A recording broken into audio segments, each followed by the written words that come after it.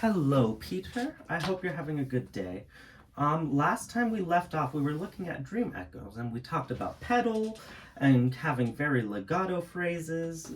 As you, the nice thing about this piece is that all the phrases are 2 measures long. The first phrase, and then the next phrase.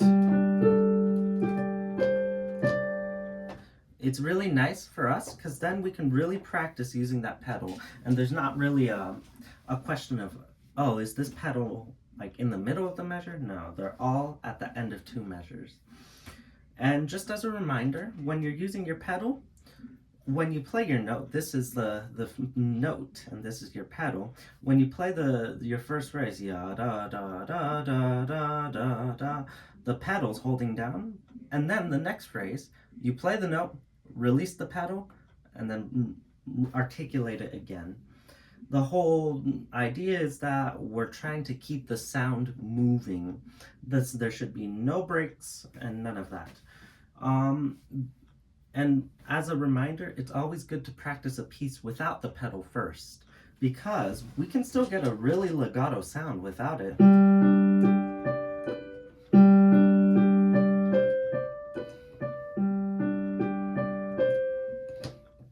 We want to still be able to be legato with our fingers, not just relying on the pedal.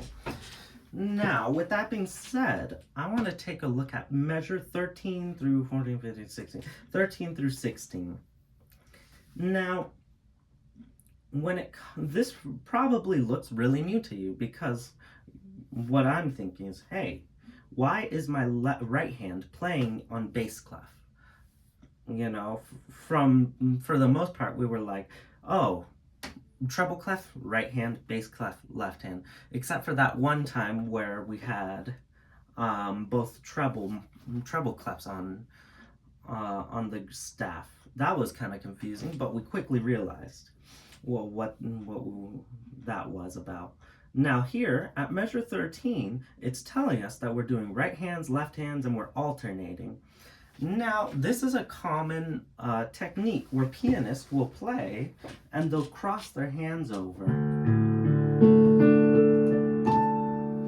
It's just a way of getting around the piano while still maintaining this legato sense. Because sure, I could have just done my left hand, my right hand, then moved up and done my left and right. I could have done that, but part of it's a showmanship thing. It's way more dramatic. It's a lot more dramatic using and crossing over. And also, functionality wise, because then I can get to this next spot easier. So the crossover, it's kind of nice.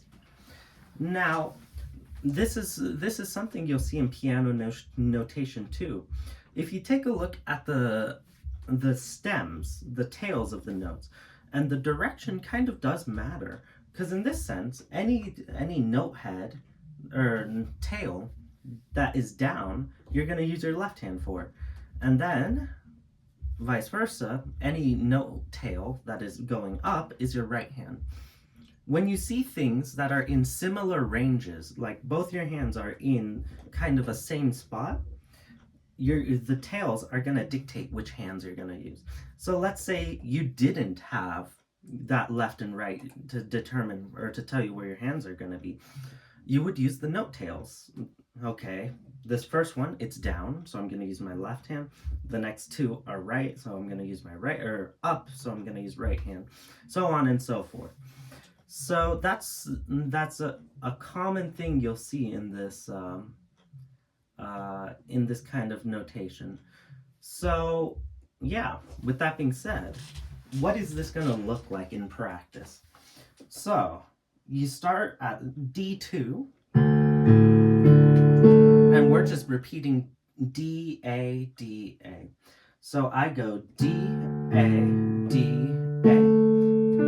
Now, as I'm playing my right hand, as I'm playing beats 3 and 4 at measure 13, I'm already moving once I play my right hand D. So 13, D, I move, except you play it in the right order, unlike me.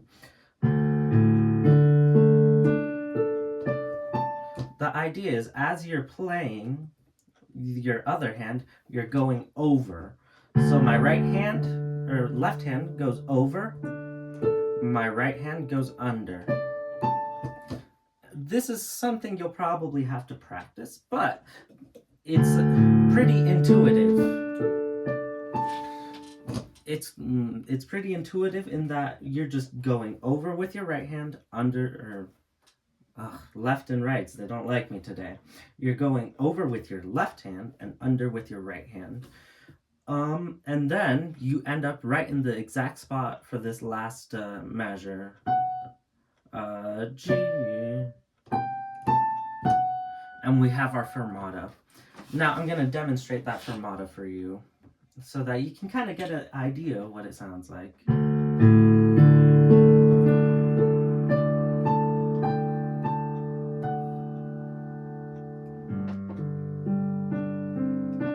Yeah, that's our fermata. I didn't hold it for a specific amount of time. I held it for how long that I kind of felt that it should be. If I did it perfectly in time, 1, 2, 3, 4, 1, 2, 3, 4, 1, 2, 1, 2, excuse me, 1, 2, 3, 4. That would be if I did it perfect in time. But this kind of phrase, I feel like it calls for a little slowdown to ease back off of it.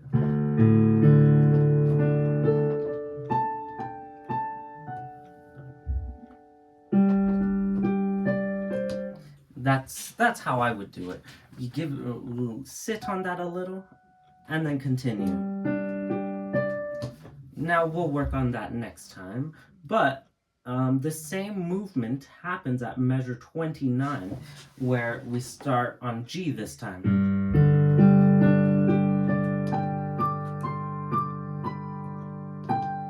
And then, if you remember our 8va, the octave, that means whatever's written, you're going to play an octave above. So in this case, we ended on G.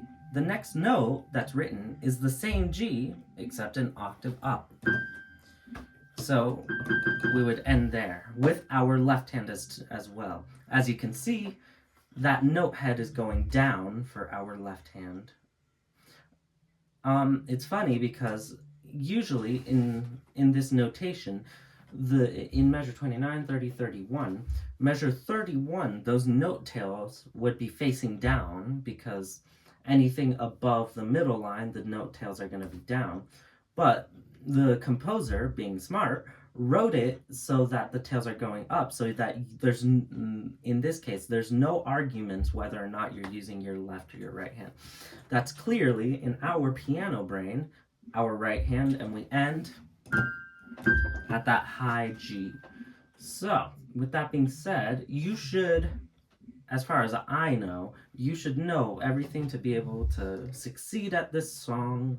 So next time I see you, we're going to play through all of it and see how that goes. So I hope you have a wonderful week. I'll see you next time. Bye-bye.